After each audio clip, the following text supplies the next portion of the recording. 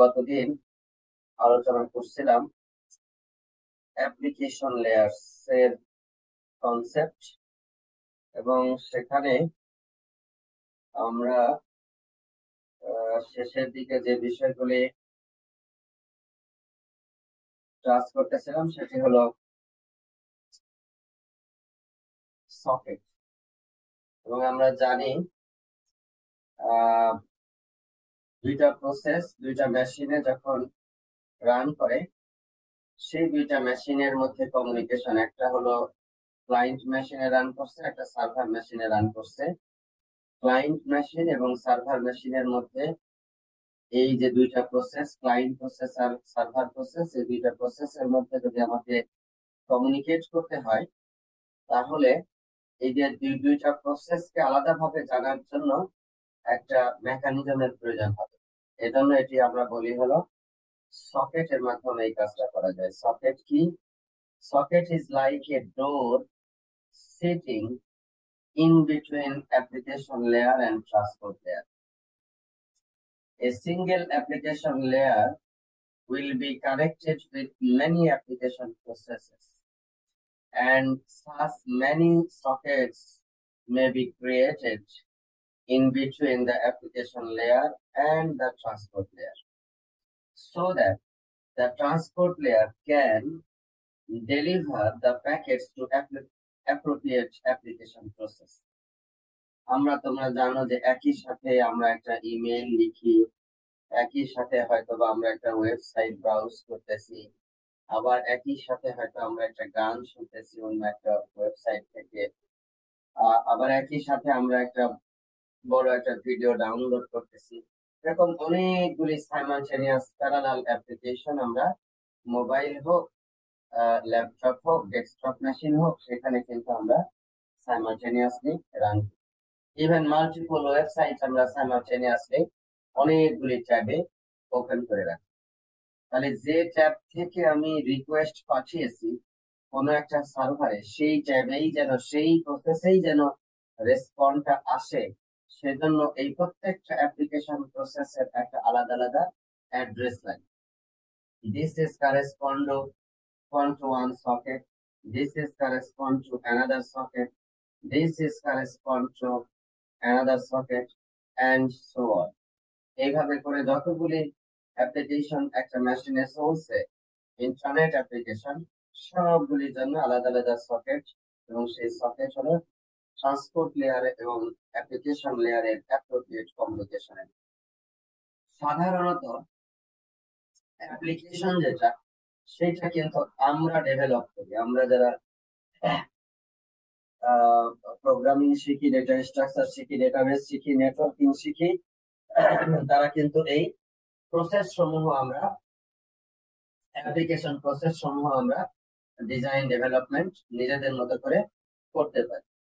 আর transport layer থেকে শুরু করে ফিজিক্যাল লেয়ার পর্যন্ত এগুলি আসলে অপারেটিং সিস্টেম, এবং অপারেটিং সিস্টেমের উপরে যে নেটওয়ার্কিং প্রোটোকল, ইউটিলিটি বা ড্রাইভার, নেটওয়ার্ক ইন্টারফেস কার্ডের যে ড্রাইভার ইনস্টল করা হয়েছে, সেইগুলির মাধ্যমে আসলে এই অংশগুলি সমাধান হয়। দ্যাট মিনস এই জায়গাটাতে আমাদের কোনো আসলে হাত নাই। আমরা হয়তো কনফিগার করে দিতে পারি নেটওয়ার্ক লেয়ারে আইপি অ্যাড্রেস কত হবে, ডিএনএস সার্ভারের অ্যাড্রেস কত হবে, ডিফল্ট গেটওয়ে কত হবে, এসব সব আমরা বলে দিতে পারি, কিন্তু ওইখানে কিভাবে কাজ হবে, পরপর পরপর কিভাবে হবে, সেইগুলি আমরা আসলে করতে পারি না, এখন করতে পারি না অ্যাজ এ ইউজার অন্তত। পরবর্তীতে যখন আমরা কম্পিউটার সায়েন্স ইঞ্জিনিয়ারিং গ্রাজুয়েট হব, যদি কখনো কোনোদিন এই ধরনের বড় নেটওয়ার্ক ইনফ্রাস্ট্রাকচার সার্ভিস প্রোভাইড করে এই ধরনের কোম্পানিতে কাজ করি, প্রোটোকল ডিজাইন করি, এই ধরনের কাজের সাথে সংযুক্ত হই, তখন ডেফিনেটলি আমরা এই কাজগুলি আমরা করতে পারবো। সেটি প্রয়োজন। তো সকেট হলো একটা ডোর, যার মাধ্যমে ইস অ্যানালগাস টু এ ডোর, যার মাধ্যমে আমি এক মেশিন থেকে আরেক মেশিনে আমি ডেটা ট্রান্সপোর্ট করতে পারবো। এবং এই ট্রান্সপোর্টেশন ইনফ্রাস্ট্রাকচার এই পাশেও লাগবে, ওই পাশেও লাগবে, উভয় পাশে। রিসিভিং প্রসেস, এটা হলো সেন্ডিং প্রসেস। তো সেন্ডিং এবং রিসিভিং উভয় প্রসেসের মধ্যে এই এই এই ডোরের প্রয়োজন হবে, so that corresponding transport layer appropriate application লেয়ারকে যেন ডেটাটা পাঠাইতে পারে। এখন প্রশ্ন হলো, আমার তো মেশিনের অ্যাড্রেস আছে, আমরা জানি যে আইপি অ্যাড্রেস দিয়ে একটা হোস্টকে অ্যাড্রেস করা হয়। মেশিনের একটা অ্যাড্রেস আছে, সেই মেশিনের অ্যাড্রেস দিলেই কি যথেষ্ট, নাকি আরো অন্য কোনো অ্যাড্রেস লাগবে? বলো দেখি তোমাদের কি আইডিয়া।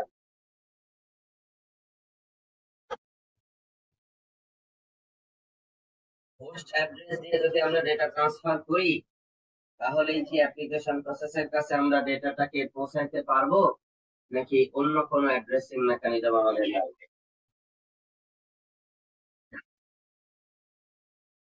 ও, কেউই কথা বলতো না।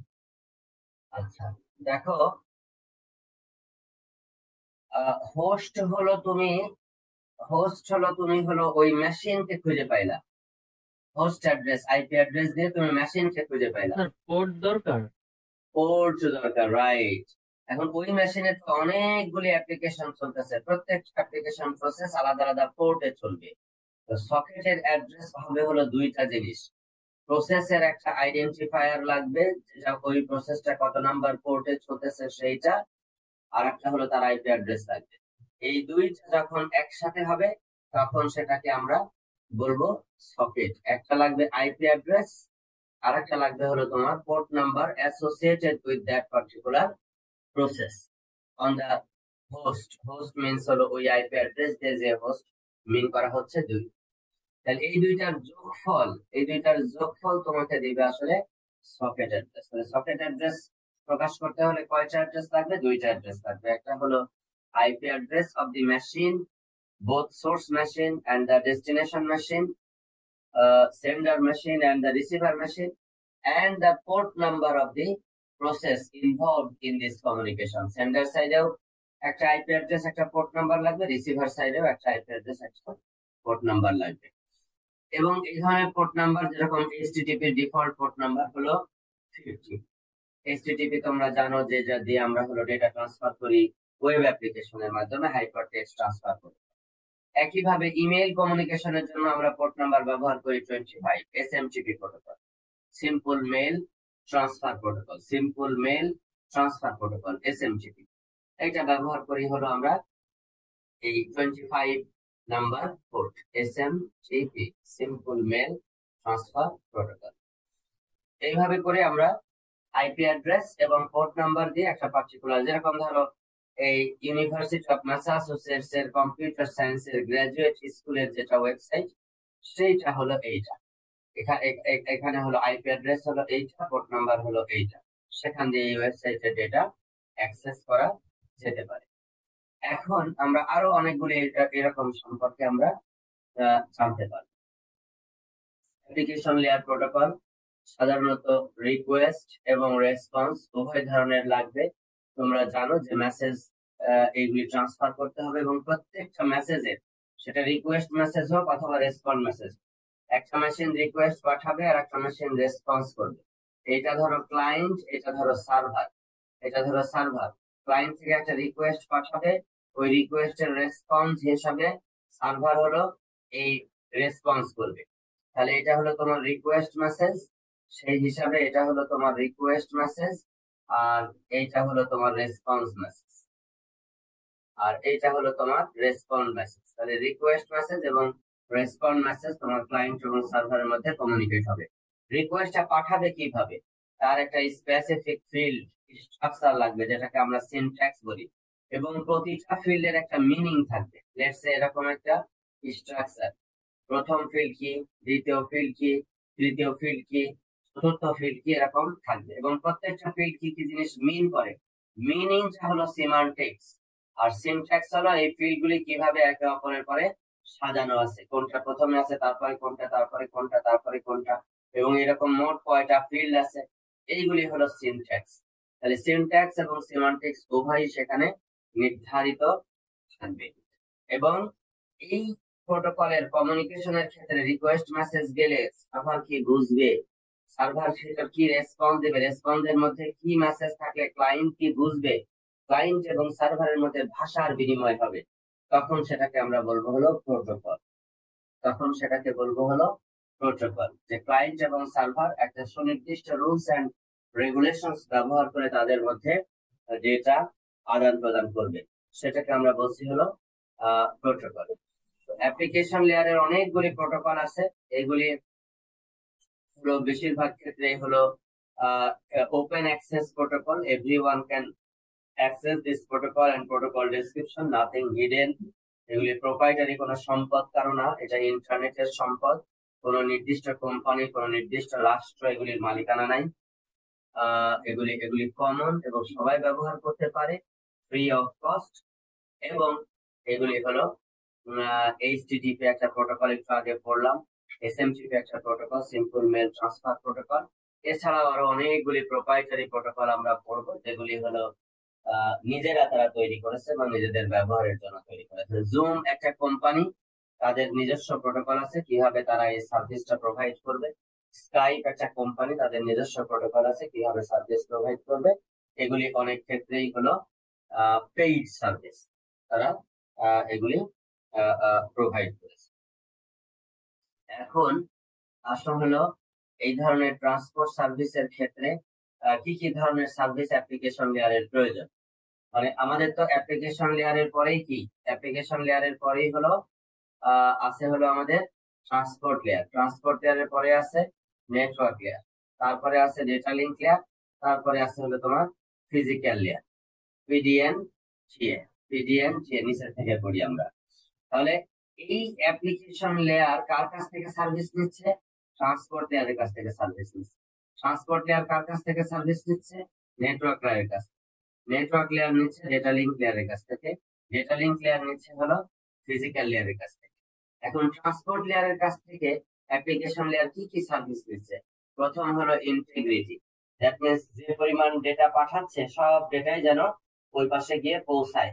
রিলায়েবিলিটি, 100% রিলায়েবল ডেটা ট্রান্সফার চাই অ্যাপ্লিকেশন লেয়ার।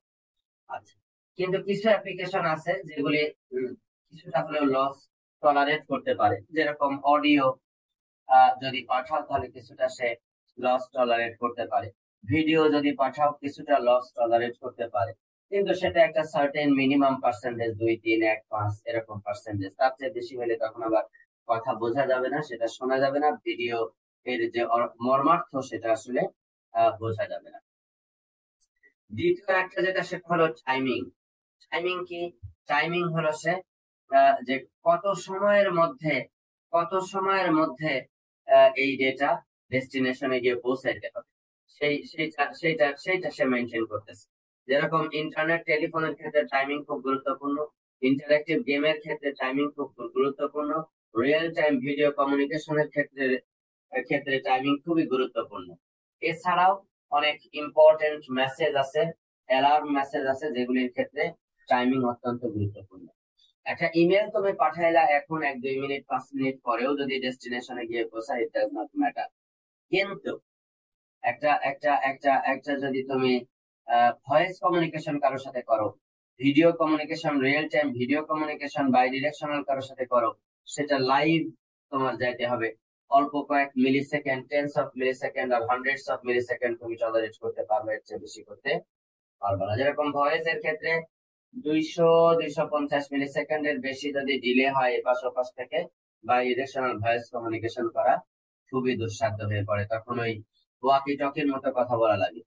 তুমি আগে কথা বলো, আমি শুনি, তোমার কথা শেষ হলে তারপরে আমি আবার কথা বলি, মানে ইন্টারেক্টিভ কথা বলা ওইভাবে যায় না। ভিডিও গেম সাইমালটেনিয়াসলি খেলতেছি বিভিন্ন জন, কেউ আমেরিকা থেকে জয়েন করেছে, কেউ ইউরোপ অস্ট্রেলিয়া থেকে জয়েন করেছে, আমরা এশিয়া থেকে জয়েন করেছি। এরকম যদি হয় একটা রিয়েল টাইম ভিডিও গেমিং, আমি ক্লিক করলাম, তার 2 মিনিট 1 মিনিট পরে গিয়ে সেই সার্ভারে গিয়ে পৌঁছালো, তাহলে তার গেম খেলা সম্ভব হবে না। সেটা রিয়েল টাইমে হতে হবে, কয়েক মিলি সেকেন্ডের মধ্যে এই ঘটনাটা ঘটতে পারতে হবে, so that almost real time effect যেন সেখানে পড়ে। তো এই জন্য থ্রুপুট আর একটা এন্ড থ্রুপুট, অনেক অ্যাপ্লিকেশন আছে, একটা certain amount of data transfer capacity না থাকলে সেখানে কিছু বোঝা যাবে না। যেরকম high definition media, interactive media, যদি আমরা HDMI যদি আমরা হাই ডেফিনেশন ইনফরমেশন যদি আমরা কমিউনিকেশন করতে চাই, তাহলে একটা সার্টেন মিনিমাম যে থ্রুপুট সেখানে লাগবে। ইভেন অডিও কমিউনিকেশন করলেও 4 কিলোবিটস পার সেকেন্ড মিনিমাম আমার ডেটা রেট সাপোর্ট করা লাগবে, সো দ্যাট সেখান থেকে আমি ভয়েস কমিউনিকেশনটা পাঠাতে পারি। আমাদের হিউম্যান ভয়েস হলো মোটামুটি 300 হার্টজ থেকে শুরু করে 3300 হার্টজ পর্যন্ত যায়, বা ক্ষেত্র বিশেষে এটা 3400 বলা হয়, এত এত হার্টজ এর মধ্যে থাকে। সো ব্যান্ডউইথ প্রায় 3.1 কিলো হলো ব্যান্ডউইথ। এরপরে কিছুটা গার্ড ব্যান্ড, এর পাশে কিছুটা গার্ড ব্যান্ড দিয়ে এটা আমাদের 4 kbps এর একটা লিংক আমাদের প্রয়োজন হয়। 4 kbps এর একটা লিংক প্রয়োজন হয় মিনিমাম, এবং এর চেয়ে বেশি হলে তো ভালো গুড কোয়ালিটি ভয়েস কমিউনিকেট হবে, বাট মিনিমাম রিকোয়ারমেন্ট হলো আমাদের এইটা। তাহলে থ্রুপুট আমাদের খুবই গুরুত্বপূর্ণ, এবং থ্রুপুট ভালো পাইলে আমার ডেটা ট্রান্সফার এবং ইউজার এক্সপিরিয়েন্স ভালো হবে। এবং সিকিউরিটি প্রয়োজন, ইটস ভেরি ইম্পর্টেন্ট। ডেটা যেন কেউ অল্টার করে ফেলতে না পারে, ডেটা যেন কেউ ডিস্ট্রয় করে ফেলতে না পারে, ডেটা যেন কেউ স্ক্যাম্বল করে ফেলতে না পারে, ডেটা যেন কেউ এক্সট্রাক্ট করে ফেলতে না পারে, সেজন্য আমার সিকিউরিটি সেখানে ইনশিওর করতে হবে। তো এই ধরনের সার্ভিস গুলি আমাদের নিচের লেয়ার থেকে প্রয়োজন। এখানে একটা ধরো এক্সাম্পল দেওয়া আছে, খুব গুরুত্বপূর্ণ। আমরা যখন ফাইল ট্রান্সফার করি তখন লস আমরা টলারেট করতে পারবো না। থ্রুপুট কম বেশি হতে পারে, ইলাস্টিক এটা টাইম সেন্সিটিভ, ফাইল ট্রান্সফারটা অতটা টাইম সেন্সিটিভ না, ইমেইল অতটা টাইম সেন্সিটিভ না, লস আমরা ট্রান্সফার অ্যাকসেপ্ট করতে পারবো না, এটা থ্রুপুটের ক্ষেত্রে এটা ইলাস্টিক। ওয়েবের কোনো কন্টেন্ট কোনো লস আমরা টলারেট করতে পারবো না, ইলাস্টিক, এবং এটা অতটা টাইম সেন্সিটিভ না। কিন্তু রিয়েল টাইম অডিও ভিডিও যদি হয় কিছুটা লস টলারেন্ট, কিন্তু অডিওর জন্য সার্টেন এবং ভিডিওর জন্য সার্টেন এমবিপিএস আমার লিংক থাকতে হবে। এর নিচে হলে থ্রুপুট হলে সেটি আসলে ডেটা ট্রান্সফার করা সম্ভব না, এবং এটা ডেফিনেটলি খুবই time sensitive, several tens of মিলি সেকেন্ডের মধ্যে থাকলে ভালো। স্ট্রিমিং অডিও ভিডিও এটাও লস টলারেন্ট, এবং থ্রুপুট এখানে খুব গুরুত্বপূর্ণ। এবং স্ট্রিমিং এর ক্ষেত্রে যেরকম ইউটিউব স্ট্রিমিং যদি হয়, তো এটা বাই ডিরেকশনাল না, ইউনিডিরেকশনাল, এক জায়গা থেকে ডেটা যাচ্ছে আর এক জায়গায় থেকে আমি রিসিভ করতেছি। তোমরা নিশ্চয়ই খেয়াল করেছো এই গত বিশ্বকাপের সময় যখন ফুটবল খেলা দেখেছো, ইনফ্যাক্ট আমার বাসাটাও এমন একটা জায়গায়, এখান থেকে যদি আমি এই ভিডিও স্ট্রিমের মাধ্যমে ফুটবল খেলা যেদিন যেদিন দেখেছি, সেদিন এই আমার পাশেই হলো একটা একটা ছাত্রদের হল। ওইখান থেকে আগে গোলের আওয়াজ চলে আসে, তারপরে আমি দেখতে পাই যে আমার এখানে গোল হইতেছে।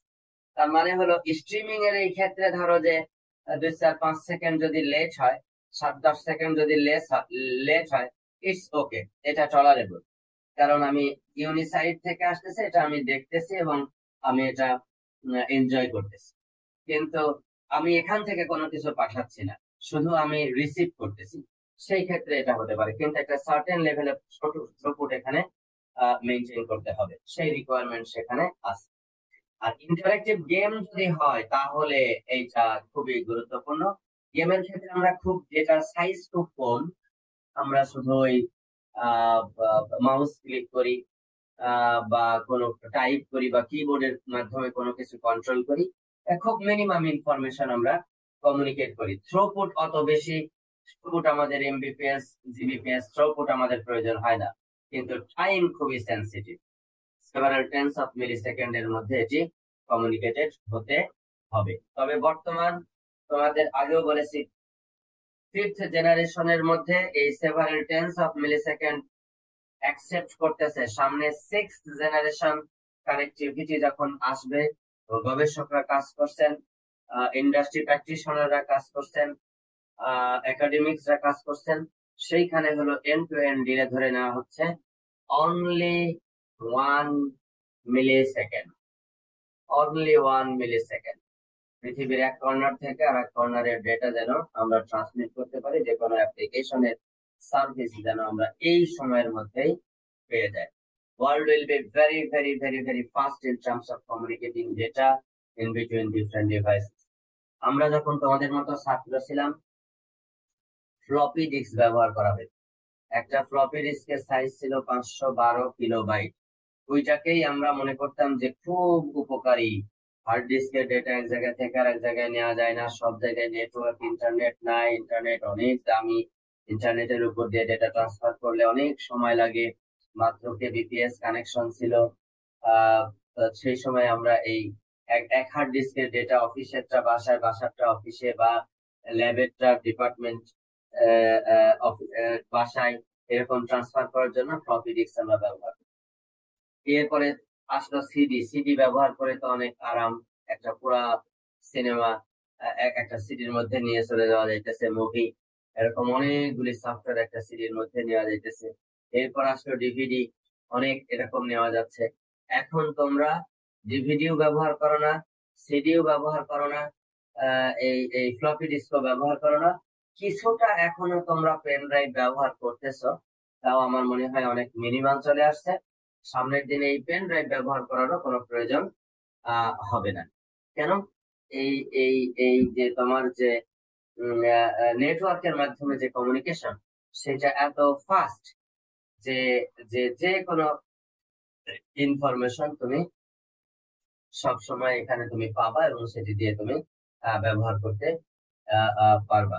এবং মোবাইল থেকে কম্পিউটারে, কম্পিউটার থেকে মোবাইলে, পাশের বাসা হোক, বন্ধু হোক, পাশের পার্সন হোক, ইজিলি ডেটা একজন থেকে আরেকজনের কাছে ট্রান্সফার করে দিতে পারবা। এবং ভার্সাটাইল কানেক্টিভিটি থাকবে, very low cost but very high speed connectivity.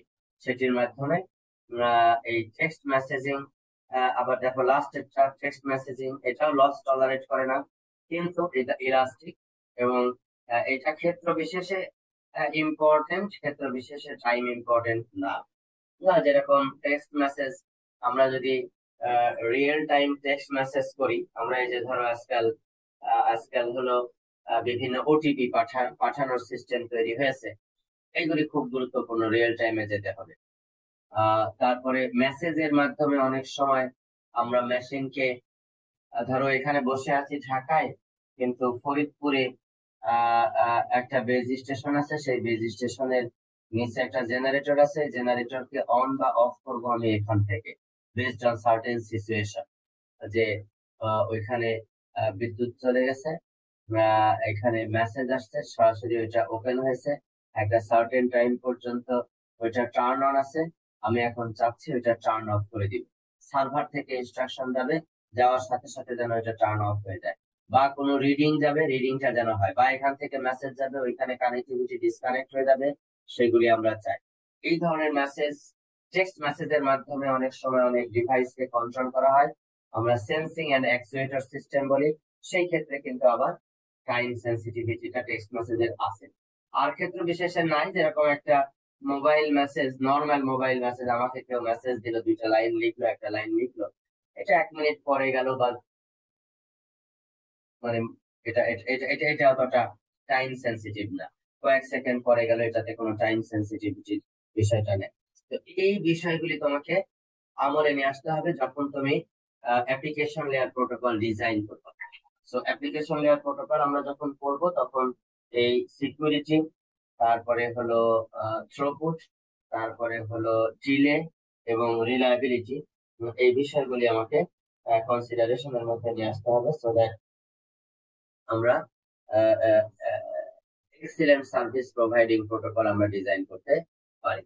এবং টিসিপি তোমরা জানো যে রিলায়েবল ডেটা ট্রান্সফারের জন্য টিসিপি প্রোটোকল আছে, flow control TCP protocol provide করে, কনজেশন কন্ট্রোল টিসিপি প্রোটোকল ব্যবহার করে।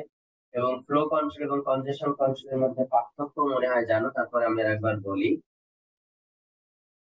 ফ্লো কন্ট্রোল হলো, এটা ধরো একটা এক্সাম্পল দেই, এটা ধরো ইন্টারনেট, এখানে একটা রাউটার, এই রাউটারের সাথে এখানে একটা sender A connected, let's say এর ডেটার স্পিড হলো 100 Mbps,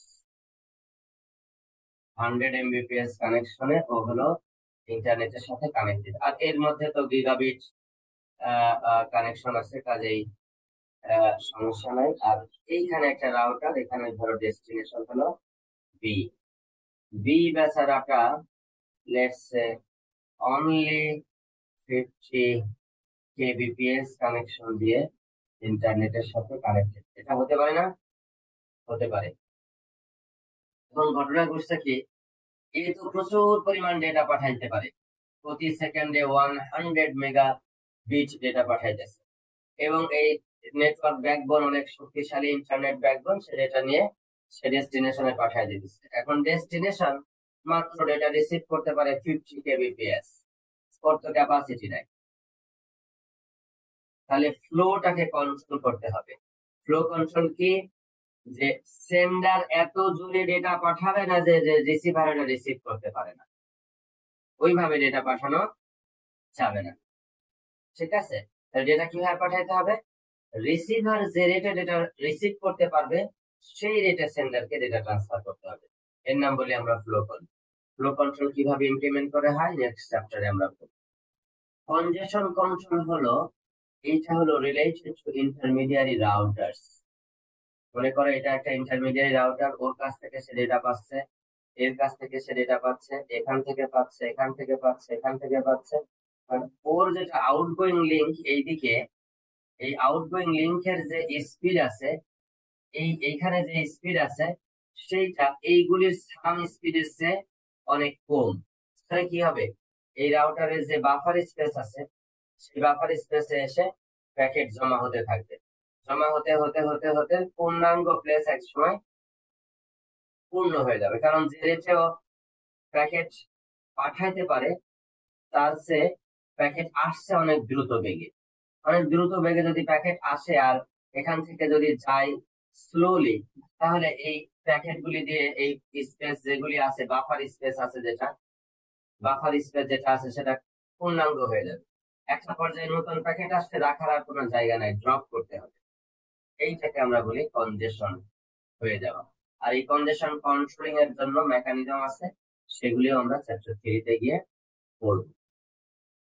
আর টিসিপি হলো কানেকশন ওরিয়েন্টেড সার্ভিস, কাজেই রিসিভার রেডি আছে কি নাই সেটা প্রথমে সেন্ডার জানবে, জানার পরে তার উপরে ভিত্তি করে সে ডেটা পাঠানো শুরু করবে। এবং এইটা কোনো টাইমিং, মিনিমাম থ্রুপুট গ্যারান্টি ইত্যাদি কোনো কিছু দেয় না, বাট এমন একটা এনভায়রনমেন্ট করবে যেন এই ডেটাগুলি একটা certain level of services say network থেকে পেতে পারে। আবার দেখো ইউডিপি, এটা একটা উলঙ্গ প্রোটোকল, এর মধ্যে কোনো রিলায়েবিলিটি নাই, এর মধ্যে কোনো ফ্লো কন্ট্রোল নাই, কনজেশন কন্ট্রোল নাই, টাইমিং কন্ট্রোল, থ্রুপুট কন্ট্রোল কিচ্ছু নাই, এবং কোনো কানেকশন সেটআপও সে করে না। তারপরেও ইউডিপি প্রোটোকল গুরুত্বপূর্ণ কেন, ইন্টারনেটে দেখো হাজার রকমের অ্যাপ্লিকেশন আছে। তুমি একটু আগে দেখলা কিছু অ্যাপ্লিকেশন আছে যেগুলির আসলে রিলায়েবিলিটি অতটা ইম্পর্টেন্ট না। 100 প্যাকেট পাঠিয়েছি, 100 প্যাকেটই পৌঁছাইতে হবে, অডিও ভিডিওর ক্ষেত্রে ওটা আসলে অতটা ইম্পর্টেন্ট না।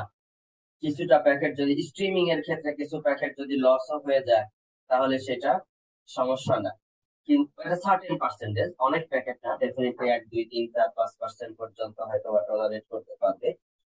তো এইরকম যে সমস্ত অ্যাপ্লিকেশন আছে কিছুটা লস টলারেট করতে পারে, তাদের জন্য এই হেভি ওয়েট টিসিপি প্রোটোকল ব্যবহারের প্রয়োজন নাই। তাদের জন্য ইউডিপি প্রোটোকল ব্যবহার করলেই চলছে। এবং ইউডিপি প্রোটোকল ওর নিচের লেয়ারের যে প্রোটোকল আইপি প্রোটোকলের বেস্ট ফর সার্ভিস সেটার উপরে ভর করে দাঁড়িয়ে আছে। এবং সেটা হলো আমরা একটা light weight protocol UDP design করতে পারি, যেটি আমাদেরকে, এটা খুব ইম্পর্টেন্ট কোশ্চেন, যে টিসিপির মতো এরকম একটা ইম্পর্টেন্ট হাই পারফর্মিং প্রোটোকল থাকা সত্ত্বেও ইউডিপি রিলায়েবিলিটি দেয় না, flow control, কনজেশন control, timing, throughput, connection কিছু ইস্টাবলিশ করে না, তারপরে ইউডিপি প্রোটোকল কেন ইন্টারনেটে একটা মেজর ট্রাফিক কেন আহ, আহ, আহ, আহ, আহ, ব্যবহার করছে, অনেকগুলি অ্যাপ্লিকেশন কেন ইউডিপি প্রোটোকলের উপরে নির্ভর করছে। এটা হলো সেইটা, যেগুলি অ্যাপ্লিকেশন কিছুটা লস টলারেন্ট, লসকে রিসিভ করতে পারে, সেসবের ক্ষেত্রে এরকম হেভি ওয়েট টিসিপি প্রোটোকল ব্যবহার করে নেটওয়ার্কের উপরে প্রেসার দেওয়ার ক্ষেত্রে নো ফ্রিজ ইউডিপি প্রোটোকল আমরা ব্যবহার করতে পারি, সো দ্যাট ইন্টারনেটের যে অ্যাভেলেবল রিসোর্স আছে সেটা ব্যবহার করে আমরা ডেটাকে ট্রান্সমিট করতে পারি। এখানে একদম হুবহু লিখে দেওয়া আছে, দেখো FTP file transfer protocol TCP ব্যবহার করি। এসএমটিপি মেইল ট্রান্সফার টিসিপি ব্যবহার করি, এইচটিটিপি ওয়েব কন্টেন্ট ট্রান্সফারের জন্য টিসিপি ব্যবহার করি। কিন্তু ইন্টারনেট টেলিফোনি এই ধরনের জন্য আমরা ইউডিপি ব্যবহার করি বেশিরভাগ ক্ষেত্রে, ক্ষেত্র বিশেষে টিসিপি কোনো কোনো ভার্সন ব্যবহার করে। আর এইচটিটিপি যেটা এইচটিটিপি ড্যাশ প্রোটোকল যেটা দিয়ে আমরা এই স্ট্রিমিং করি সেটার জন্য টিসিপি ব্যবহার করি। কিন্তু এখানে ইন্টারেক্টিভ গেমের ক্ষেত্রে অনেক ক্ষেত্রেই আমরা এখন ইউডিপির উপরে নির্ভর করি।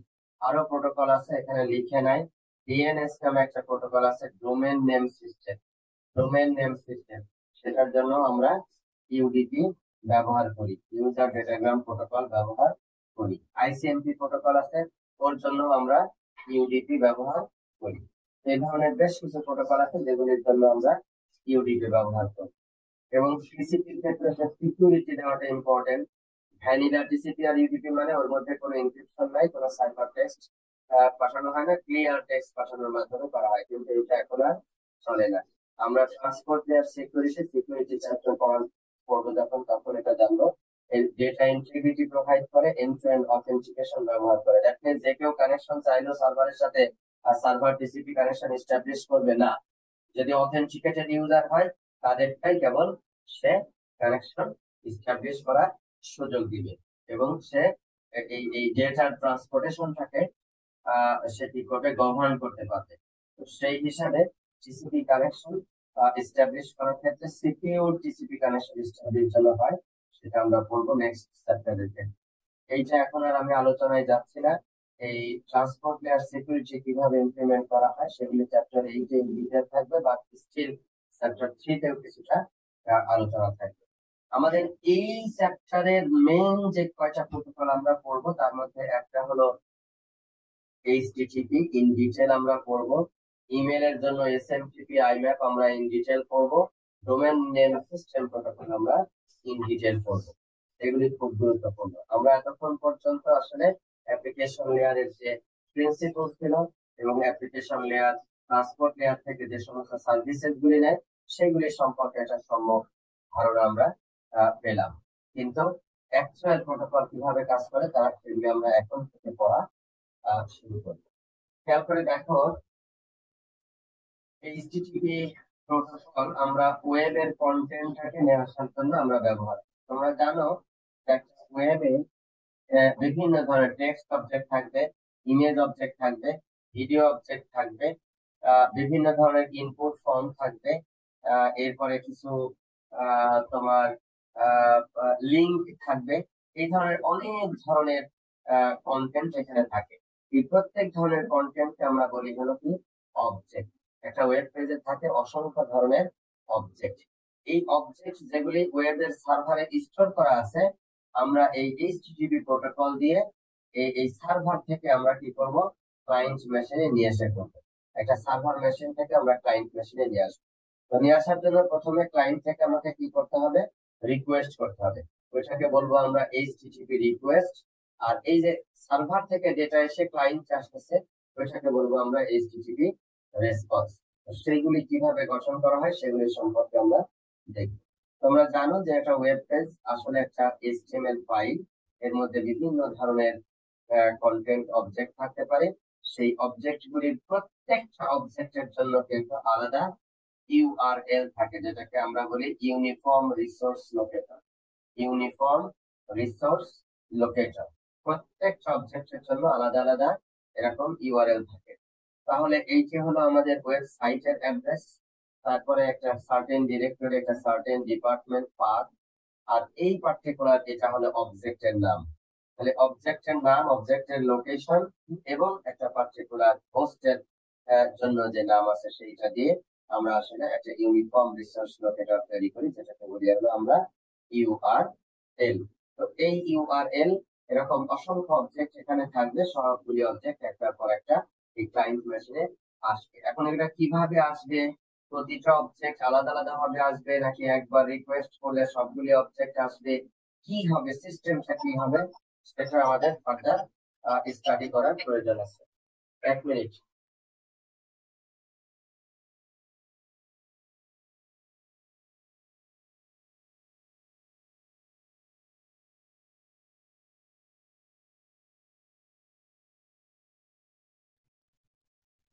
তো এটা হলো যে এখানে যেটা হয়েছে সেটা হলো আহ, এই এই যে এখানে পিকচারটা এখানে হলো অবজেক্ট, এইচটিএমএল অবজেক্ট, এই অবজেক্টটা আমার লোকেশন দিয়ে দিলে সেটা হলো ডাউনলোড। এটা করার জন্য আমরা যে প্রোটোকল ব্যবহার করব সেটা হলো এইচটিটিপি প্রোটোকল। তোমরা ইতিমধ্যে জেনেছো এইচটিটিপি প্রোটোকল আন্ডারলাইং প্রোটোকল হিসেবে টিসিপি ব্যবহার করে, transmission control protocol, transport layer protocol হিসেবে টিসিপি ব্যবহার করে। এবং এটি একটি অ্যাপ্লিকেশন, এইচটিটিপি হলো একটি অ্যাপ্লিকেশন লেয়ার প্রোটোকল এবং এর মডেল হলো client server model. That means একটা ক্লায়েন্ট মেশিন থাকবে, একটা সার্ভার মেশিন থাকবে, একে অপরের কাছ থেকে সে ডেটা নিয়ে আসবে। ক্লায়েন্ট গুলি সাধারণত একটা ব্রাউজার ব্যবহার করে, এটা একটা অ্যাপ্লিকেশন সফটওয়্যার, যেরকম গুগল ক্রোম, মজিলা, ফায়ারফক্স, এর আগে ইন্টারনেট এক্সপ্লোরার খুব ব্যবহার করা হতো, নেটস্কেপ নেভিগেটর আগে ব্যবহার করা হতো। এইগুলি হলো এখন আবার মোবাইল ফোনে সাফারি, এরকম বিভিন্ন আমরা আমরা আমরা ব্রাউজার ব্যবহার করি। তো ক্লায়েন্ট হলো একটা ব্রাউজার ব্যবহার করবে যার এইচটিটিপি প্রোটোকল ব্যবহার করবে এবং এটার মাধ্যমে সে রিকোয়েস্ট করবে সার্ভারের কাছে অবজেক্টের জন্য এবং সেই অবজেক্ট দিয়ে সার্ভার তখন রেসপন্স মেসেজ হিসাবে ক্লায়েন্টের কাছে পাঠিয়ে দিবে। রেসপন্স মেসেজ হিসাবে ক্লায়েন্টের কাছে হলো সার্ভার পাঠিয়ে দিবে। এখানে একটা ছোট্ট এক্সাম্পল দেখো, সার্ভার একটাই, সে হলো অ্যাপাচি ওয়েব সার্ভার রান করতেছে। এখন কখনো সে এরকম পিসির কাছ থেকে ফায়ারফক্স ব্রাউজার ব্যবহার করতেছে, এরকম এইচটিটিপি রিকোয়েস্ট পাবে, রেসপন্স হিসাবে সে এই অবজেক্ট গুলি সে পাঠিয়ে দিবে। আবার কখনো এরকম iPhone running safari browser sending HTTP request এবং রেসপন্স হিসাবে পাঠিয়ে দিবে। দ্যাট মিন্স এই সার্ভারকে ভার্সাটাইল হতে হবে, কত ধরনের এরকম ব্রাউজারের সাথে সে কথা বলতে পারে তার জন্য তার ভার্সাটাইল হতে হবে, সব ধরনের ব্রাউজারের সাথে যেন সে কথা বলতে পারে সেটা। কিন্তু সব ধরনের ব্রাউজারের সাথে সমান পারফরমেন্স দিয়ে সে বিহেভ করতে পারবে না। এবং সাধারণত তোমরা দেখেছো যে অনেক ওয়েব সার্ভারে ঢুকলে ওরা বলে যে তুমি এই ওয়েব সার্ভারের অবজেক্ট গুলো যদি নিতে চাও ভালো পারফরমেন্স দিয়ে তাহলে এই কুকিজ গুলি ইনস্টল করো। কুকিজ কি সেটা আমরা পরবর্তীতে করবো। কুকিজ গুলি ইনস্টল করো, তার মানে হলো সে চাচ্ছে যে তার যে প্রোটোকল আছে, তার যে ভার্সন আছে সেটার সাথে তুমি অ্যালাইন হয়ে যাও, তোমার ব্রাউজারটাকে তুমি অ্যালাইন করে ফেলো, ব্রাউজারের যে মেথোডোলজি আছে সেটার সাথে অ্যালাইন করে ফেলো, সো দ্যাট তুমি ভালো পারফরমেন্স সেখান থেকে তুমি পাবা। তো এই বিষয়গুলি যারা ব্রাউজার ডিজাইন করতেছে তারাও এটা আমলে নিবে, যারা ব্রাউজার ডিজাইন করতেছে তারাও এটা আমলে নিবে, আবার যারা সার্ভার ডিজাইন করতেছে তারাও এটা আমলে নিবে। তাহলে এখানে কি করে, এইচটিটিপি প্রথম একটা টিসিপি কানেকশনের জন্য রিকোয়েস্ট করবে, হোস্ট মেশিন থেকে একটা টিসিপি কানেকশনের জন্য রিকোয়েস্ট করবে। পোর্ট নাম্বার কত তোমরা জেনেছো ইতিমধ্যে, এইচটিটিপি পোর্ট নাম্বার হলো 8। এই টিসিপি কানেকশন যখন সার্ভার অ্যাকসেপ্ট করবে যখন, তখন একটা রেসপন্স মেসেজের মাধ্যমে পাঠিয়ে দিবে। এরপরেই হলো এইচটিটিপি রিকোয়েস্ট মেসেজ যাবে ক্লায়েন্ট থেকে সার্ভারের কাছে যে আমি অমুক ইউআরএল বলে দিবে যে অমুক ইউআরএল এর কন্টেন্টটা আমি চাই। তখন হলো টিসিপি সার্ভার এটা প্রোভাইড করবে এবং এইভাবে করে যতক্ষণ রিকোয়েস্ট চলতে থাকবে সেন্ডারের কাছ থেকে ততক্ষণ এটা চলবে। লাস্টে গিয়ে টিসিপি কানেকশন ক্লোজ হবে, ক্লোজিংটা আবার বাই ডিরেকশনাল, ক্লায়েন্টটা ক্লোজ করবে, সার্ভারও ক্লোজ করবে, সো ওইখানে আবার বাই ডিরেকশনাল। আমরা একটু পরে দেখবো যে এই কানেকশনটা আসলে কি কি হয়। একটা জিনিস মনে রাখবা সবসময়, এইচটিটিপি হলো একটা স্টেটলেস প্রোটোকল। স্টেটলেস প্রোটোকল মানে এইচটিটিপি সার্ভার কখনো হিস্টোরি রাখে না যে ক্লায়েন্ট আমার কাছে কি রিকোয়েস্ট পাঠিয়েছিল এবং সেই রিকোয়েস্টের রেসপেক্টে কি ডেটা আমি তাকে প্রোভাইড করেছিলাম, এই সমস্ত হিস্টোরি সে রাখে না। এবং এই হিস্টোরি না রাখার কারণে এই এই এইচটিটিপি সার্ভার গুলি প্রচুর পরিমাণ ক্লায়েন্টকে সাইমালটেনিয়াসলি সার্ভিস প্রোভাইড করতে পারে। এবং তোমরা জানো যে সার্ভার গুলিকে লক্ষ লক্ষ এরকম ক্লায়েন্ট সাইমালটেনিয়াসলি অ্যাক্সেস করে। এখন সার্ভারকে যদি এইচটিটিপি সার্ভারকে যদি স্টেট রাখতে হইতো তাহলে এরকম লক্ষ হাজার ইউজারের জন্য স্টেট মেনটেন করতে হলে পরে হিউজ পরিমাণ স্টোরেজ রাখতো এবং অ্যাক্সেস ল্যাটেন্সি মারাত্মক আকারে বেড়ে যেত এবং ওই প্রোটোকলের ম্যানেজমেন্ট হতো অত্যন্ত কমপ্লেক্স। এই জন্য সিম্পল ডিজাইন করার সাথে এইচটিটিপি কে স্টেটলেস করা হয়েছে, সো দ্যাট সার্ভার ওই বিষয়গুলি হিস্টোরি সে মেনটেন করবে না। এটা করতে হলে স্টেপ যদি মেনটেন করতে হতো তাহলে সেটা হতো অনেক কমপ্লেক্স, পাস্ট হিস্টোরি মেনটেন করতে হতো, ইনকনসিস্টেন্ট ডেটা অ্যারাইজ হওয়ার সম্ভাবনা সেখানে থাকতো, এবং নানান ধরনের রিকনসিলিয়েশন বা স্টেপস সেখানে নিতে হতো। এই কারণে এইচটিটিপি কে স্টেপলেস প্রোটোকল হিসেবে ডিজাইন করা হয়েছে। আমি একটু আগে যেটা বললাম যে একটা টিসিপি কানেকশন এস্টাবলিশ করবে, এই কানেকশন দুই ধরনের আছে, একটা হলো নন পারসিস্টেন্ট কানেকশন, একটা হলো পারসিস্টেন্ট কানেকশন। নাম শুনেই বুঝতে পারছো এটা অনেকটা অস্থায়ী, এটা অনেকটা স্থায়ী। অস্থায়ী কেন বলছি? বলছি এই কারণে যে একটা ওয়েব পেজে যদি 10টা অবজেক্ট থাকে, 10টা যদি অবজেক্ট থাকে একটা ওয়েব পেজে, এবং যদি কানেকশন এস্টাবলিশমেন্টের স্ট্রাকচারটা এরকম হয় যে ক্লায়েন্ট ওই ওয়েব পেজের 10টা অবজেক্ট রিসিভ করার জন্য 10টা কানেকশন এস্টাবলিশ করবে এবং 10 বারে রিসিভ করবে সার্ভার থেকে ক্লায়েন্টে, তখন সেটাকে আমরা বলবো নন পারসিস্টেন্ট কানেকশন।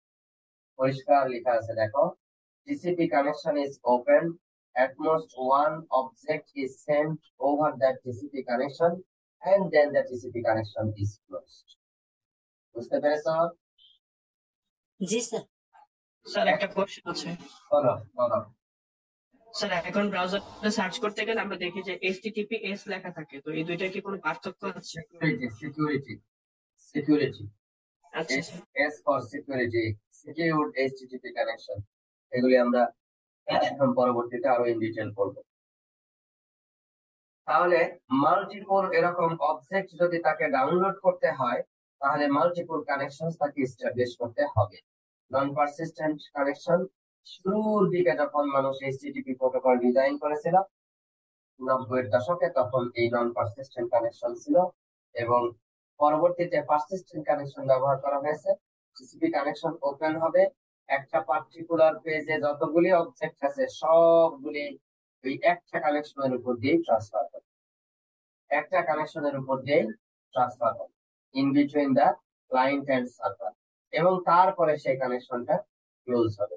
তার মানে অনেকগুলি কানেকশন, অনেকগুলি অবজেক্ট একটা কানেকশনের উপর দিয়ে যদি ট্রান্সফার হয় তখন সেটাকে আমরা বলছি হলো পারসিস্টেন্ট এইচটিটিপি কানেকশন। এখানে একটা এক্সাম্পল দেখো নন পারসিস্টেন্সের।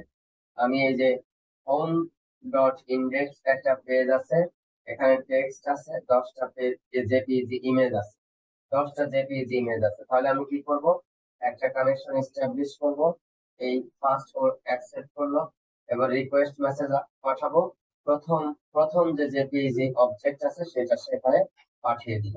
এইভাবে আবার ক্লোজ করে ফেলবে দুইটা কানেকশন। এইভাবে কয়বার চলবে বলতো? এক নাম্বার থেকে 5 নাম্বার স্টেপ কতবার রিপিট হবে? 10 বার রিপিট হবে।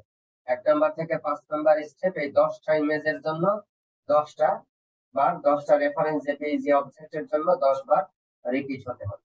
তাহলে কানেকশন 10টা এস্টাবলিশ করতে হচ্ছে এবং 10 বার ডেটা পাঠাতে হচ্ছে। এটা আসলে ওভারহেড। এই ওভারহেড আসলে এই যে এখানে ছবির মাধ্যমে দেখানো হয়েছে রাউন্ড ট্রিপ টাইম। একবার আমি কানেকশন এস্টাবলিশ করলাম, আরটিটি লাগলো, আবার আমি রিকোয়েস্ট করলাম, ডেটা পাঠালো, আরেকটা আরটিটি লাগলো। তাহলে 2 আরটিটি প্লাস হলো ট্রান্সমিশন টাইম, এটা হলো তোমার টাইম লাগতেছে প্রতিটা অবজেক্টের জন্য। তাহলে 10টা অবজেক্টের জন্য কয়টা? 20টা তোমার আরটিটি লাগবে, 20টা ট্রান্সমিশন টাইম লাগবে। আর যদি তুমি পারসিস্টেন্স ব্যবহার করো তাহলে 2টা আরটিটি লাগতেছে প্রতিটার জন্য, আর একটা করে ফাইল ট্রান্সমিশন টাইম লাগতেছে নন পারসিস্টেন্সের ক্ষেত্রে, এবং সেখানে তোমার টাইম কিন্তু অনেক বেশি লাগে। আর যদি তুমি পারসিস্টেন্ট করো, সার্ভার কানেকশনটা এস্টাবলিশ রাখবে। এইটা হলো এইচটিটিপি, নন পারসিস্টেন্ট হলো এইচটিটিপি 1.0, আর পারসিস্টেন্ট এইচটিটিপি হলো এইচটিটিপি 1.1। এর পরবর্তীতে আমরা 2.1 দেখবো এন্ড সো অন দেখবো। এইটা সে কি করতেছে, কানেকশনটা ওপেন রাখবে এবং পরবর্তী যে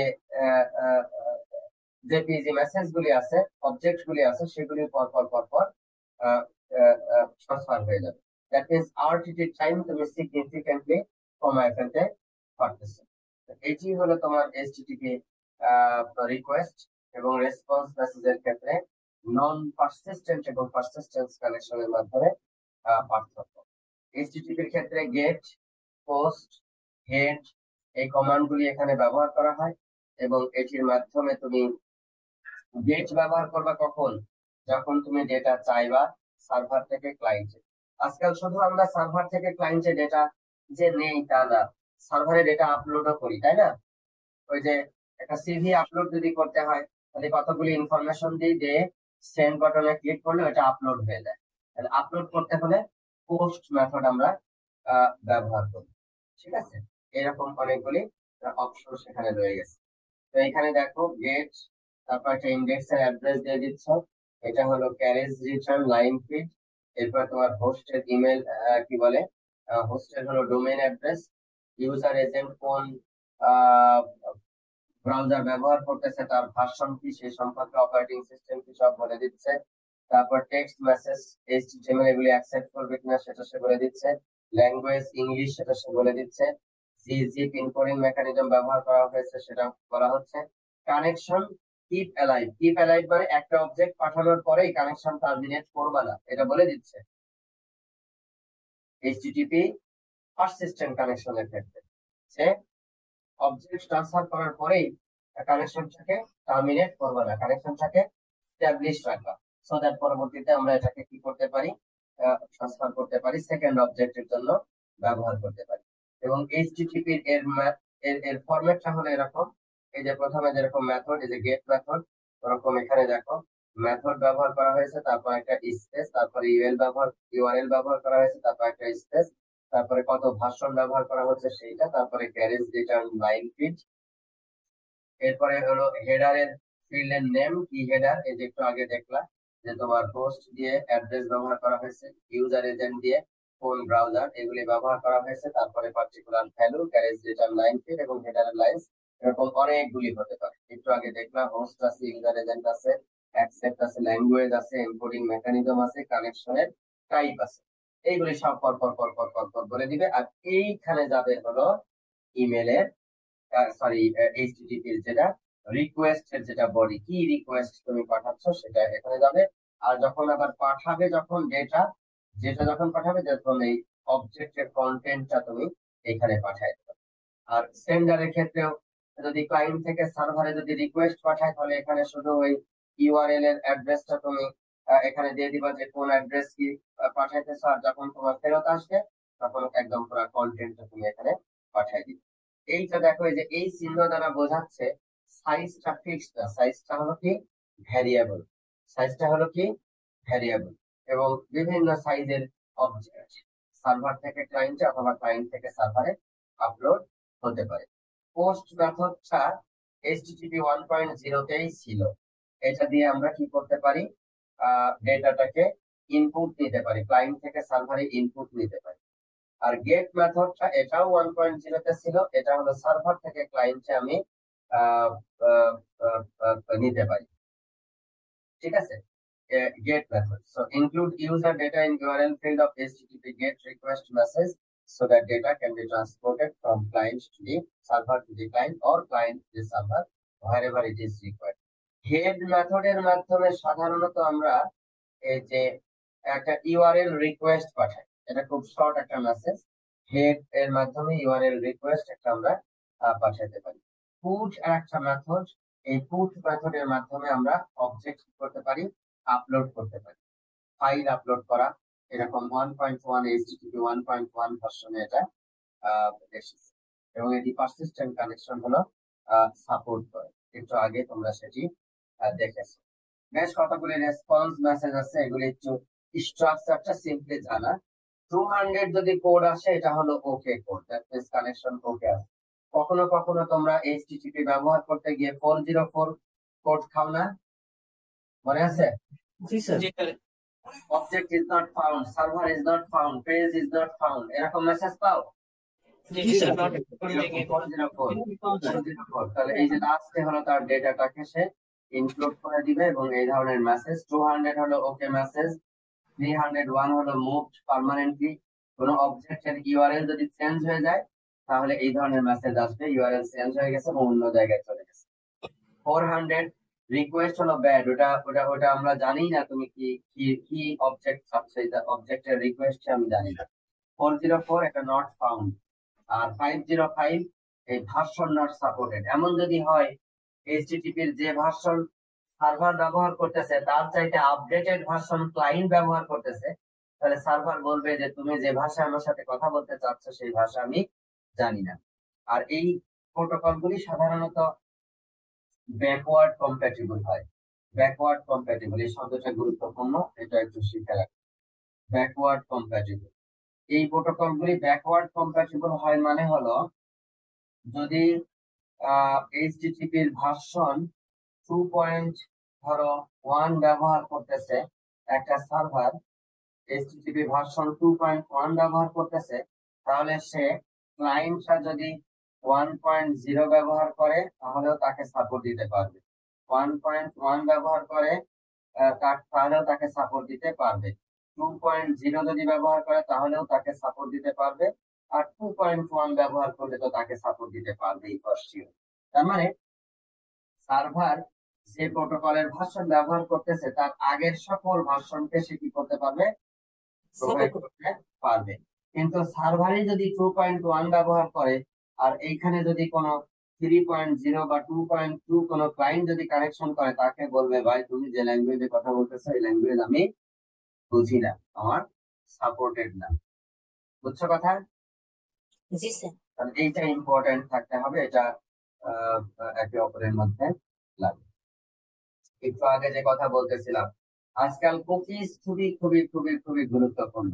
আমরা জানি যে এইচটিটিপি হলো স্টেটলেস প্রোটোকল, সেটা সত্য, কিন্তু সার্টেন কিছু ফাংশনালিটির জন্য যেরকম amazon.com বা বিভিন্ন যে কোনো সাইট যেগুলি হলো তোমার এরকম এই আহ, আহ, তোমার হলো এই বিজনেস ট্রানজাকশন গুলি যেগুলি করে থাকে, ই কমার্স বিজনেস ট্রানজাকশন যেগুলি করে থাকে, এগুলি তোমার ইনফরমেশন সমূহ সে স্টোর করে, এবং ওইখানে গেলে প্রতিবার তোমার ইউজার নেম পাসওয়ার্ড দিয়ে যদি লগ ইন করতে হয় এটা তোমার জন্য অনেক কঠিন। এই জন্য কি করা হয়, তুমি যে ব্রাউজার দিয়ে ওদের ওয়েবসাইটে ঢুকেছো সেই ব্রাউজারের সাথে একটা রেজিস্ট্রেশন করে, এবং সেই রেজিস্ট্রেশন অনুযায়ী সে হলো অথেন্টিকেট করে। এবং খেয়াল করে দেখো যে কম্পিউটার তুমি ব্যবহার করতেছো ওই কম্পিউটারেই যদি তোমার জিমেইলে লগ ইন করেছো, ধরো গুগল ক্রোম দিয়ে, প্রতিদিন তুমি গুগল ক্রোম দিয়ে লগ ইন করো, ব্যবহার করো, প্রতিদিন ঢোকার পরে আর নতুন করে ইউজার নেম পাসওয়ার্ড দিতে হয় না, একটা অ্যাকসেপ্ট বা ওকে বাটনে ক্লিক করলেই তোমার ইমেল গুলি তোমার সামনে চলে আসে। কিন্তু ওই কম্পিউটার দিয়েই যদি তুমি গুগল ক্রোম ছাড়া ফায়ারফক্স বা নেটস্কেপ নেভিগেটর বা অন্য কোনো ব্রাউজার দিয়ে যদি তুমি আবার ওই জিমেইলে ঢোকার চেষ্টা করো, তাহলে দেখবে যে তোমাকে সিকিউরিটি অ্যালার্ট দিচ্ছে, তোমাকে নতুন করে ইউজার নেম পাসওয়ার্ড চাচ্ছে। তার মানে machine is not your identification, your identification is the browser, the client software that you are using. তাহলে ক্লায়েন্ট থেকে যখন রিকোয়েস্ট পাঠানো হচ্ছে কোন সার্ভারে, তখন এই data record let's say X, এবং এর জন্য ডেটাবেজে সে একটা রেকর্ড, নতুন রেকর্ড সে তৈরি করতেছে এবং ওটা সে পাঠিয়ে দিচ্ছে, এবং ক্লায়েন্ট হলো ওই রেকর্ডটা স্টোর করে রাখতেছে যে অমুক জায়গায় গেলে এটা হলো আমার। এটা ব্যক্তি বুঝতেছে না, কিন্তু ওই ব্যক্তির যেটা ব্রাউজার, একবার ঢুকে ওই ব্রাউজার স্টোর করে রাখতেছে, কুকি ডেটাবেস বলি আমরা, স্টোর করে রাখতেছে। এবং এই মেশিন থেকে ওই ব্রাউজার থেকে এই সার্ভারের কাছে পরবর্তীতে কোনো রিকোয়েস্ট গেলে তখন এই আইডেন্টিটি নাম্বারটা পাঠিয়ে দিচ্ছে। ওই আইডেন্টিটি যখনই রিকোয়েস্টের মধ্যে পাঠিয়ে দিচ্ছে তখনই সার্ভার ডেটাবেজের সাথে সে কম্পেয়ার করে দেখে ফেলতেছে যে এটা তো আমার পরিচিত কাস্টমার, এটা হলো অমুক, তাহলে তার ইনফরমেশন সমূহ সব এখানে আছে এবং সেই অনুযায়ী ডেটা ট্রান্সফার করতে দিচ্ছে। স্টেপ গুলি কি সেটা দেখো। স্টেপ গুলি হলো এরকম, ক্লায়েন্ট এবং সার্ভার এরকম কোন মাল্টি স্টেপ এক্সচেঞ্জ প্রতিদিন করা লাগবে না, একবার করলেই বাকিগুলি সারা আইডেন্টিফাই করে ফেলবে। এবং প্রতিটা এইচটিটিপি রিকোয়েস্ট ইন্ডিপেন্ডেন্ট এসে ট্রিট করবে বিভিন্ন মেশিন থেকে, এবং এই রিকভারি কোনো প্রয়োজন হবে না যদি আমরা ক্লায়েন্ট এবং সার্ভারে আলাদা আলাদা ভাবে এইভাবে ডেটাবেস স্টোর করতে থাকি। এবং এখানে 4টা কম্পোনেন্ট আছে।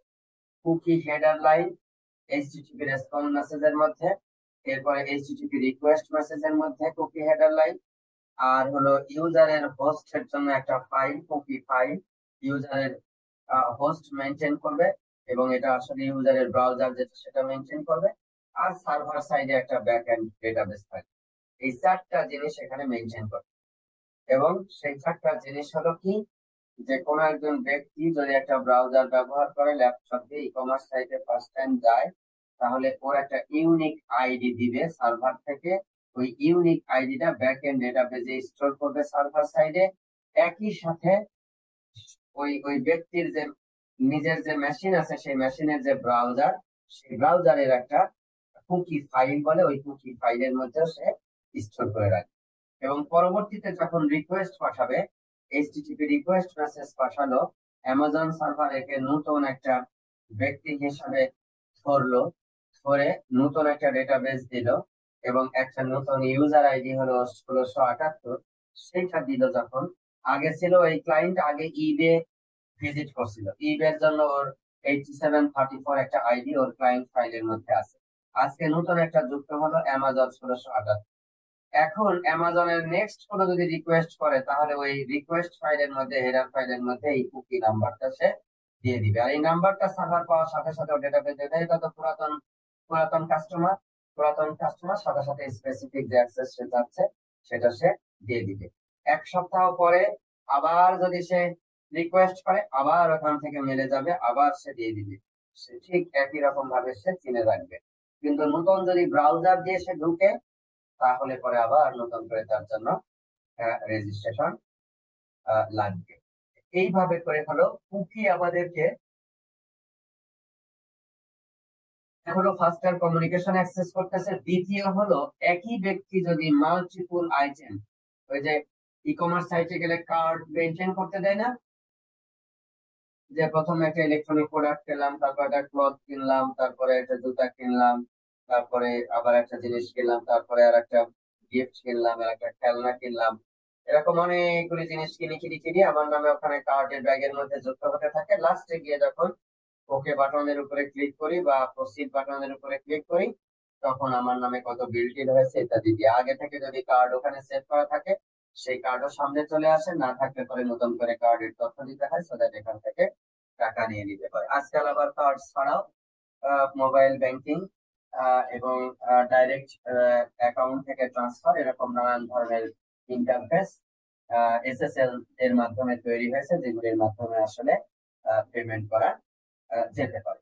তো এই হলো তোমার কুকি, যেটা এইচটিটিপির সাথে কানেক্টেড থাকে থেকে এই এই এই সার্ভার সার্ভিসেস গুলি সে প্রোভাইড করে। So cookies are useful for giving authentication, for giving shopping carts, for giving recommendation. একটা ইম্পর্টেন্ট জিনিস। একটা সার্ভার হলো পরে কি, তুমি ওইখানে ঢুকে কোন ধরনের জিনিস ব্রাউজ করছিলা, কেন আর না কেন, কি ধরনের জিনিস ব্রাউজ করছিলা, কোথায় কোথায় তুমি দেখছিলা, ওইগুলি হবে একটা স্টোর করে রাখ। 7 দিন পরে ঢুকলে তুমি ওই ওয়েবসাইটে ঢুকলে এক ধরনের ফ্রন্ট পেজ গুলি দেখতে পাবা, আমি ঢুকলে আরেক ধরনের ফ্রন্ট পেজ দেখতে পাবো। কারণ কি, আমার হয়তো পছন্দের আইটেম ছিল ইলেকট্রনিক প্রোডাক্টস, আর তোমার পছন্দের আইটেম ছিল স্পোর্টস প্রোডাক্ট।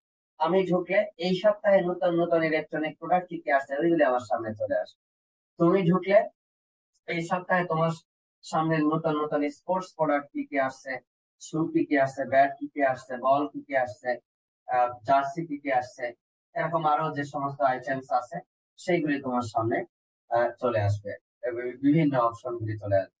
তার মানে they are using it as an intelligent marketing হিসাবে এটাকে ব্যবহার করতেছে, সেশন স্টেটটাকে ব্যবহার করে। So how to keep state, এটা এটা এটা এটা সিগনিফিকেন্টলি এখানে ইম্পর্টেন্সটা দেওয়া হয়েছে। সো প্রোটোকল এন্ড পয়েন্টস যেটা আছে সেটাও তোমাকে দেখতে হবে, যে এইচটিটিপি যে মেসেজ স্ট্রিম ক্যারি করতেছে সেগুলি মাল্টিপল ট্রানজাকশনের জন্য আমরা ব্যবহার করতে পারি।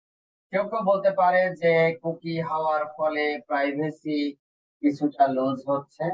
Two some extent it is true, but কুকির যে সিকিউরিটি বর্তমানে সেটিও যথেষ্ট হাই, এবং মাল্টিপল ওয়েবসাইটে আমরা কুকি কোনোটা অ্যাকসেপ্ট করার আগে ডেফিনেটলি আমরা চিন্তা করব, এবং 10-7টা সব ধরনের কুকি আমরা অ্যাকসেপ্ট করব না। অথেন্টিকেটেড ওয়েবসাইট যেগুলি আছে সেগুলিতে আমরা কুকি অ্যাকসেপ্ট করব। এই কুকি অ্যাকসেপ্ট করার ব্যাপারে আমরা যথেষ্ট সতর্ক থাকবো।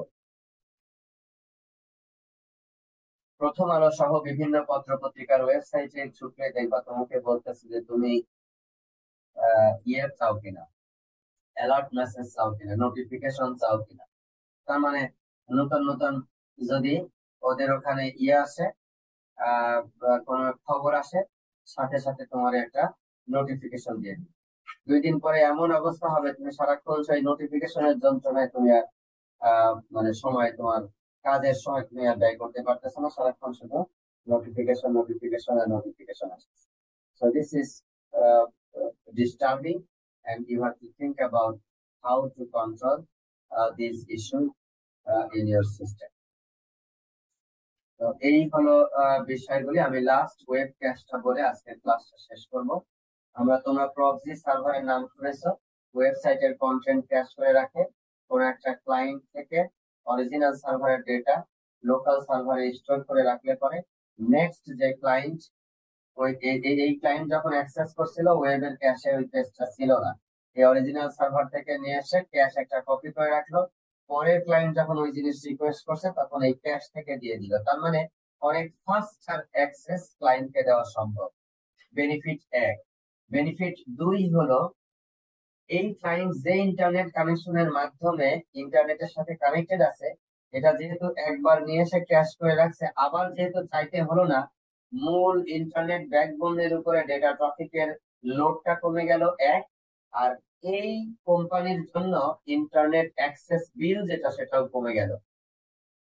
So this has multiple benefits, but this cache content need to be updated. Obsolete content যেন না হয় সে ব্যাপারে যথেষ্ট সজাগ থাকতে হবে। তো সেটা একটা ইম্পর্টেন্ট পয়েন্ট আছে, এবং এই ক্যাশ কন্ট্রোলিং এর জন্য কত সেকেন্ড ওর লাইফ টাইম হবে সেটা মেনটেন করা হবে, কত সেকেন্ড তার লাইফ টাইম হবে, এবং এই লাইফ টাইম অনুযায়ী সেটা সে মেনটেন করবে। ক্লায়েন্টের কাছাকাছি হওয়ার কারণে ইনস্টিটিউশনাল অ্যাক্সেস লিঙ্কের উপরে কম ইয়ে করবে, এবং ইফেক্টিভলি আমরা কন্টেন্ট ডেলিভারি দিতে পারবো। এখানে একটা এক্সাম্পল দেওয়া আছে যে এখানে ধরো একটা লিঙ্ক আছে 1.4 Mbps, ইন্টারনেট হলো পাবলিক ইন্টারনেট, এইটা ইনস্টিটিউশনাল নেটওয়ার্ক, এটা 1 Gbps নেট। যদি কোনো ক্যাশ না থাকে তাহলে সার্ভিস এটা খুবই বটলনেক। কোথায় মাত্র 1.4 Mbps আর কোথায় 1 Gbps, হিউজ, প্রায় ধরো 600 গুণ বেশি এটার স্পিড। তাহলে 600 গুণ বেশি স্পিডে ওদের ডেটা অ্যাকসেপ্ট করার বা ট্রান্সমিট করার ক্যাপাসিটি আছে, আর এই জায়গায় বটলনেক হয়ে যাচ্ছে 600 গুণ কম, ফলে এরা বিরক্ত হয়ে যাবে। এখানে যদি আমি একটা সার্ভার বসাইতে পারি, এখানে গিয়ে যদি আমি এইটা গিয়ে বটলনেক হয়ে যাবে।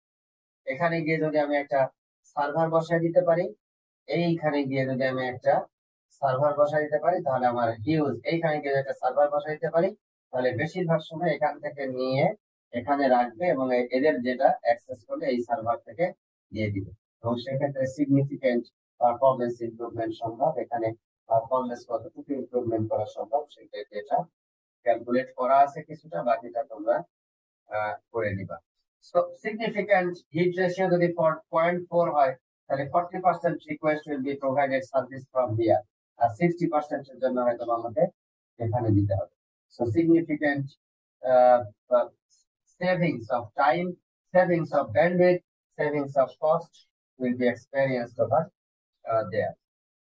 আমরা এইখান থেকে এই কন্ডিশনাল গেট 42 নম্বরতম স্লাইড থেকে আমরা আগামী দিনের ক্লাসে পড়ব।